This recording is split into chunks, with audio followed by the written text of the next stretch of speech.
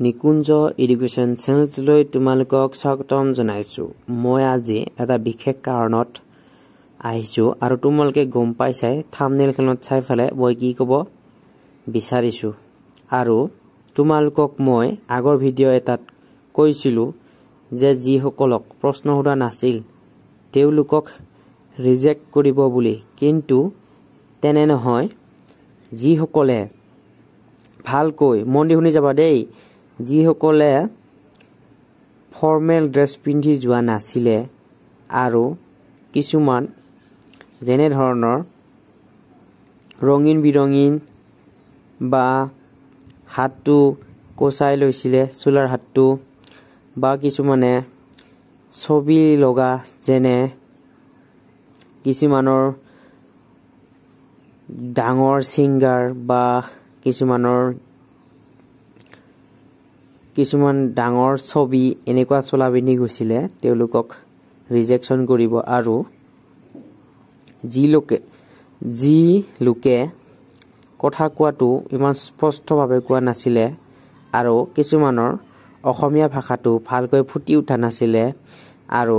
যিসকলে বেছিকৈ খোকোজা কৰি আছিলে তেওঁলোকক ৰিজেকশ্যন কৰিব।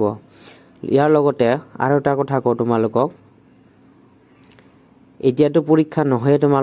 তোমালোকেতো গমেই পাইছা ডাইৰেক্ট চিলেকশ্যন হ'ব এনেকৈয়ে। আৰু মই থাম্বনেইলখনত বুজাই দিছোঁ আৰু এনেকৈ নিৰ্দিষ্টকৈ ক'ব লগীয়াটো কথা নহয়ে বাৰু, হ'লেও কৈ দিছোঁ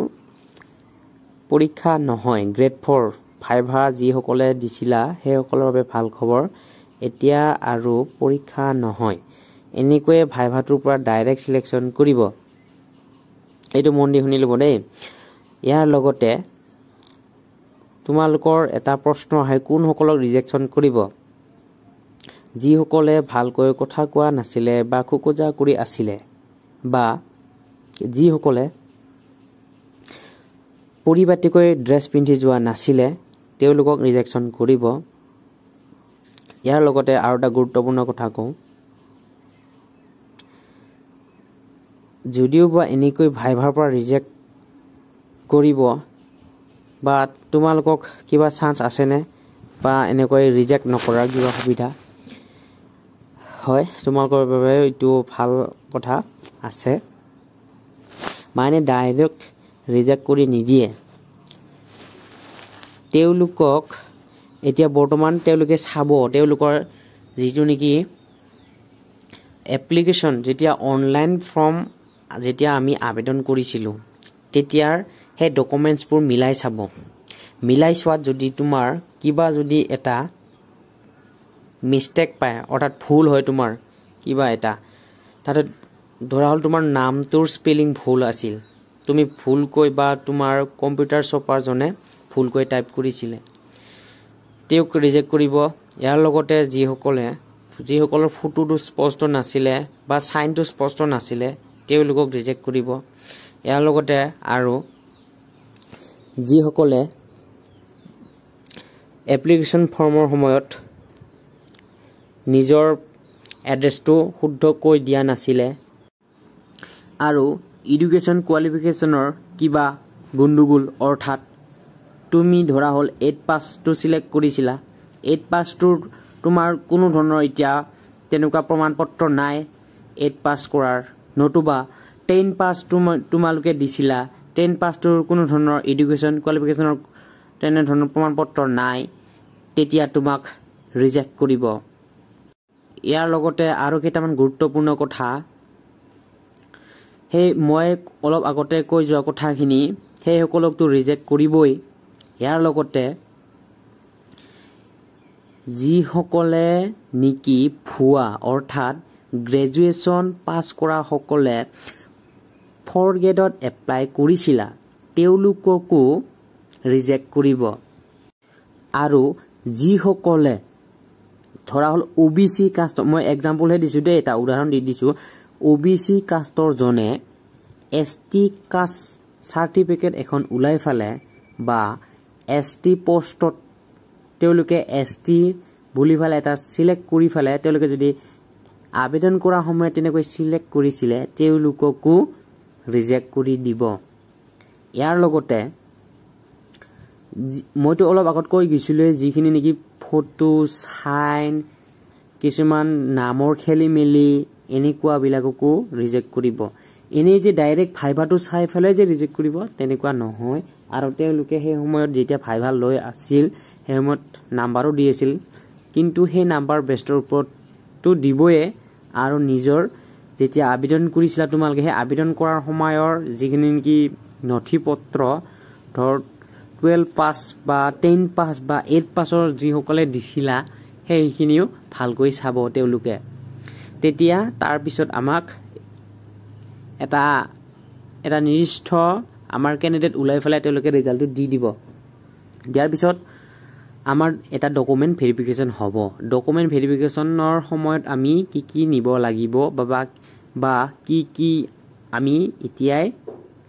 হাজু কৰি থব লাগিব কি নথিপত্ৰ এইবোৰ এনেকুৱা এটা ভিডিও মই ৰিজাল্টৰ 2 দিনৰ পিছত দি দিম ৰিজাল্টটো এতিয়া কেতিয়া আহিব এটা মেন কথাটো হ'ল ৰিজাল্ট কেতিয়া আহিব বা কেতিয়া দিব এতিয়া আমি গম পাইছো যে বিটিআৰত ইলেকশন হবলৈ গৈ আছে সেপ্টেম্বৰ মাহত এতিয়া ইলেকশন হবলৈ গৈ আছে ইলেকশনৰ আগে দিয়াটো বেছি এটা চান্স আছে যেহেতু ইলেকশনৰ আগত মই আগতে এটা ভিডিওত কৈ গৈছিলো ইলেকশনৰ আগত এনেকুৱা ধৰণৰ তেওঁলোকে কামবোৰ সম্পূৰ্ণ কৰিব বুজিছা আৰু তেওঁলোকেও জানে যে এই ৰিজাল্টবোৰ ইলেকশনৰ আগতে দি থোৱাটো ভাল বিটিআৰত নহলে বিটিআৰৰ আমাৰ মানুহখিনিয়ে বিশ্বাস কৰাটো অলপ কঠিন হৈ যাব নহয় জানো সকলো চৰকাৰে এনেকৈ কৰে বাৰু আমাৰ অসম চৰকাৰো কৰে ভাৰত চৰকাৰেও কৰে ভাৰত চৰকাৰ যিখিনি নেকি সেন্ট্ৰেল হয় সেইখিনি নকৰে বাৰু আমাৰ অসম চৰকাৰেও কৰে তেনেকুৱা তোমালোকেতো গম পাইছাই এডিআৰৰ কেনেকুৱা কি ঠিক তেনেদৰে ইটো ইলেকশনৰ আগত দিয়াটো বেছি চান্স আছে চান্স মানে দিবই 100% দিব ইলেকশনৰ আগত সেপ্টেম্বৰ মাহৰ আগতে ৰিজাল্টটো পাই যাবা এটা কি চলিছে জুন জুলাই আগষ্ট আমাৰ জুলাই আগষ্ট মাহৰ ভিতৰত দি দিব এই দুটা মাহৰ ভিতৰত দি দিব ৰিজাল্টটো আৰু তোমালোকে পাই যাবা সেই ৰিজাল্টটো গম পাইছে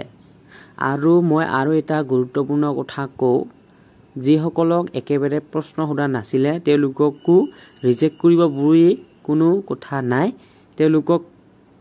হয়তো নকৰিব পাৰে হয়তো কৰিব পাৰে কি কাৰণ নকৰিব পাৰে তেওঁলোকৰ যদি কথা কোৱা ষ্টাইল বুলি কৈছো দেই মই কথা কোৱা ধৰণটো তেওঁলোকৰ যদি ভাল আছিলে বা ড্ৰেছ পাতিত পৰিধান কৰাটো ভাল আছিলে বা এন্ট্ৰি কৰাটো বা ইন্ট্ৰোডাকশন দিয়াটো তেওঁলোকৰ ভাল আছিলে তেওঁলোকক কিন্তু ৰিজেক্ট নকৰে দেই আৰু যিসকলক প্ৰশ্ন সোধাৰ সত্ত্বেও তেওঁলোকৰ যদি ইন্ট্ৰোডাকশনটো ভাল হোৱা নাই বা এন্ট্ৰি কৰাটো ভাল হোৱা নাই তেওঁলোকক কিন্তু ৰিজেক্ট কৰিব এটা মই কৈ দিছো মই আগৰ ভিডিওত এটাত কৈ গৈছিলো মানে যিসকলক কোৱেশ্চন সোধা নাই তেওঁলোকক ডাইৰেক্ট ৰিজেক্ট কৰি দিব বুলি তেনেকুৱা নহয় এতিয়া বৰ্তমান আগত তেনেকুৱা আছিল এতিয়া অকমান চেঞ্জ কৰি দিছে তোমালোকক এইকেদিনৰ ভিতৰত এটা অফিচিয়েল নোটিছ দিব তোমালোকে গম পাবাই আৰু ইয়াৰ লগতে মই তোমালোকক কৈ দিছো যিসকলৰ নিজৰ এটা এক্সপেৰিয়েন্স আছেতো তেওঁলোকেতো গম পাইছে মোৰ এন্ট্ৰিটো ভাল হৈছে বা মই ড্ৰেছ পাতিৰ পৰিধান কৰাটো মোৰ ভাল হৈছিল বা মুখ সোধা প্ৰশ্নবোৰৰ উত্তৰ মই সঠিকমতে দিছিলো তেওঁলোকেতো গম পাইছে তেওঁলোকৰ ৰিজাল্ট ভাল হ'ব নে নাই নিজৰ ওপৰতে এইটো বিশ্বাস কৰিব পাৰি আৰু বেছিকৈ যিখিনি নেকি কথা কোৱাত অলপ খুকুজা কৰি আছিল তেওঁলোকৰো কিন্তু ৰিজেক্ট হোৱাটোৰ চান্স আছে যেহেতু মই এটা ভিডিওত দিছিলোৱে আমাৰ গ্ৰেড 4 আমাৰ লেভেলটোত মোটামুটি 15 বা 20,000 ভিতৰত আমাৰ ক্যান্ডিডেট আছিলে 15-20,000 ক্যান্ডিডেটৰ আধাৰত আমি বা বিটিআৰ চৰকাৰে এটা নিৰ্দিষ্ট কাটঅফ বুলি কৈছো দেই মইটো কাটঅফ নকয় বাৰু এইটো মই তেওঁলোকৰ ভাষাত কোৱা নাই বাৰু মই নিজৰ ভাষাত কৈ দিছো তো কাটঅফ বুলি কৈছো মইটো কাটঅফ নহয় কিন্তু এনেকুৱা ধৰণৰ এটা কাটঅফ ওলাব আৰু সেই কাটঅফ মতে যেতিয়া লোকে সিলেক্ট কৰিব আৰু বেছিভাগে মোক কৈ আছিল বা দাদা বা ছাৰ মোক ছাৰ নক'ব দেই মোক দাদা বুলি ক'লে হ'ব বা আমি এছটি কাষ্টৰ নহয় বা কিছুমানে OBC কাষ্টৰ হয় আমাক এনেকুৱা প্ৰশ্ন সুধিছিল বা তেনেকুৱা প্ৰশ্ন সুধিছিল আমি উত্তৰ দিব নোৱাৰিলোঁ তেনেকুৱা কোনো কথা নহয় যদি তোমাৰ ব্যক্তিত্বটো যদি ভাল পাইছে তোমাৰ ইন্ট্ৰডাকচনটো যদি ভাল পাইছে ইন্ট্ৰডাকচন বা এন্ট্ৰিটো ভাল পাইছে তেতিয়ালে তোমাক সিলেকশন কৰিবই 100% শিওৰ আৰু যদি কিবা তোমালোকৰ সুধিব লগা আছে সুধিব পাৰা কমেন্টত তোমালোকে মই তেনেকুৱা এটা ভিডিও আকৌ এটা বনাই দিম তোমালোকক এতিয়া তোমালোকে অপেক্ষা কৰি থকা জুলাই আৰু আগষ্ট মাহৰ এই দুটা মাহৰ ভিতৰত দি দিব জুলাইত নিদিলেও আগষ্টৰ শেষত বা প্ৰথম সপ্তাহত দি দিব শেষৰ সপ্তাহত নতুবা প্ৰথম সপ্তাহত আগষ্টত দি দিব ৰিজাল্টটো আৰু থাৰ্ড গ্ৰেডৰ ৰিজাল্ট কেতিয়া দিব কাট অফ কিমান কি হ'ব অহাকালি মই এটা ভিডিও দি দিম থাৰ্ড গ্ৰেডৰ ভিতৰত